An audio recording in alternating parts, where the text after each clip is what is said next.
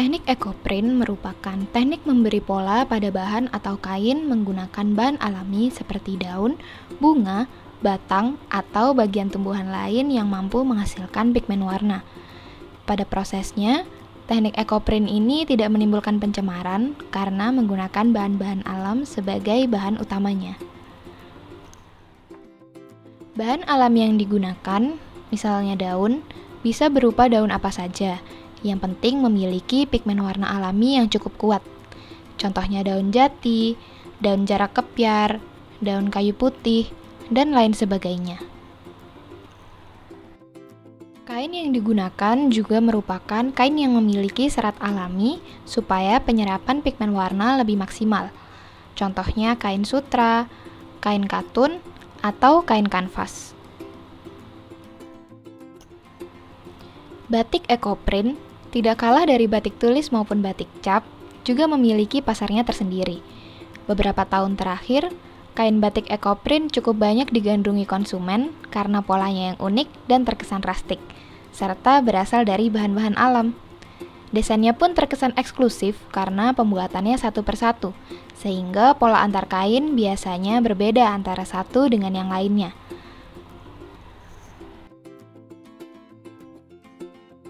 Terdapat dua teknik dalam pembuatan batik ekoprint. Yang pertama yaitu teknik pounding. Teknik pounding merupakan teknik yang menggunakan alat pemukul untuk membuat pigmen warna dari bahan alami keluar dan meresap ke serat-serat kain yang digunakan. Pada teknik ini digunakan kain dengan serat alami. Yang digunakan di dalam video adalah kain katun. Ukurannya bebas menyesuaikan dengan kebutuhan masing-masing.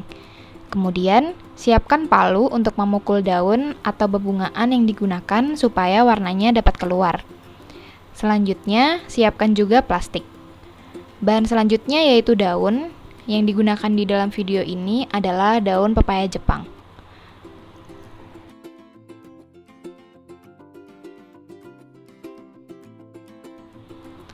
Langkah pertama, susun daun yang digunakan di atas permukaan yang datar. Pola yang disusun bebas disesuaikan dengan keinginan serta kreativitas dan selera masing-masing. Langkah selanjutnya, digunakan kain untuk menutup pola yang sudah dibentuk. Kain dilapisi lagi dengan plastik supaya kotoran dari palu tidak menempel pada kain. Selanjutnya, gunakan palu untuk memukul-mukul daun supaya pigmen warnanya meresap ke dalam serat-serat kain. Proses memukul ini harus dilakukan dengan hati-hati supaya tidak merusak kain maupun daun yang digunakan.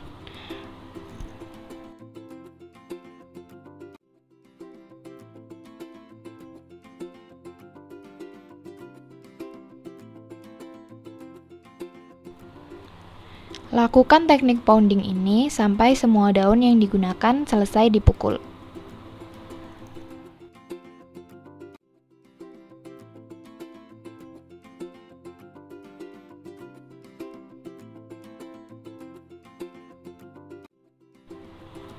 Ketika sudah semua daun terpukul, singkirkan plastik dan balik kain untuk melepas daun-daun yang masih menempel.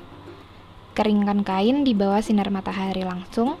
Kemudian setelah kering, baru kain dicuci dengan air tawas.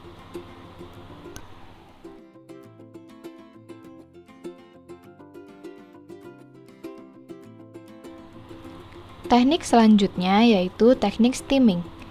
Teknik ini menggunakan proses pengukusan atau steam untuk mengeluarkan warna dari bahan alami sehingga dapat meresap ke dalam kain. Pertama-tama, disiapkan daun yang akan digunakan. Selanjutnya, daun direndam dengan air cuka selama beberapa jam, lalu dikeringkan atau ditiriskan sebelum akhirnya digunakan untuk membuat kain ekoprint.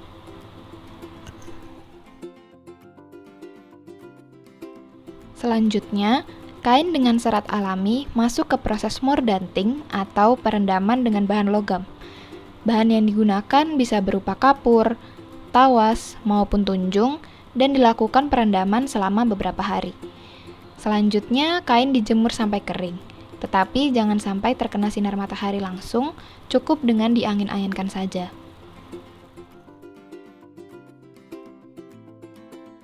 Pada teknik steaming, digunakan 2 buah kain atau 2 lembar kain, yaitu kain utama yang diletakkan di bawah serta diberi alas plastik di bawahnya, dan juga kain blanket yang digunakan sebagai penutup atau selimut untuk pola daun yang sudah disusun nanti.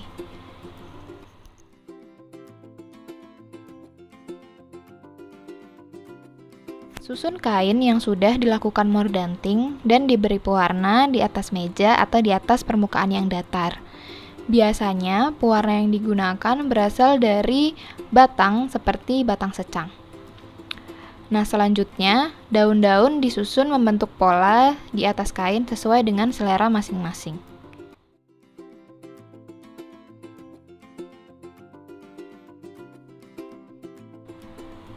Setelah diperoleh pola pada kain utama, digunakan kain blanket untuk menutup pola tersebut. Kain blanket digunakan sebagai selimut dengan tujuan untuk mengunci posisi daun-daun yang sudah disusun supaya tidak bergeser kemana-mana. Selanjutnya, gulung kain dengan bantuan pipa peralon atau selang. Dapat disesuaikan dengan kebutuhan dan besarnya ukuran kain. Selanjutnya diikat dengan kencang supaya susunan daunnya tidak berubah. Proses terakhir yakni pengukusan. Fungsinya untuk mengunci atau mematenkan pigmen warna yang berasal dari dedaunan tadi. Pengukusan dilakukan selama minimal 2 jam. Air yang digunakan bisa berupa air biasa atau air rebusan kayu secang seperti yang digunakan di video.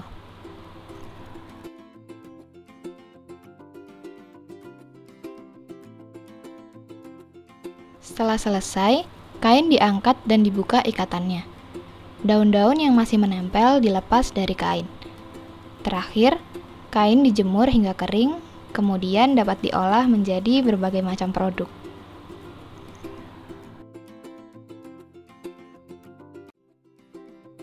Karena tingkat kesulitan dan eksklusivitas polanya, kain ekoprint ini dibanderol dengan harga yang cukup tinggi.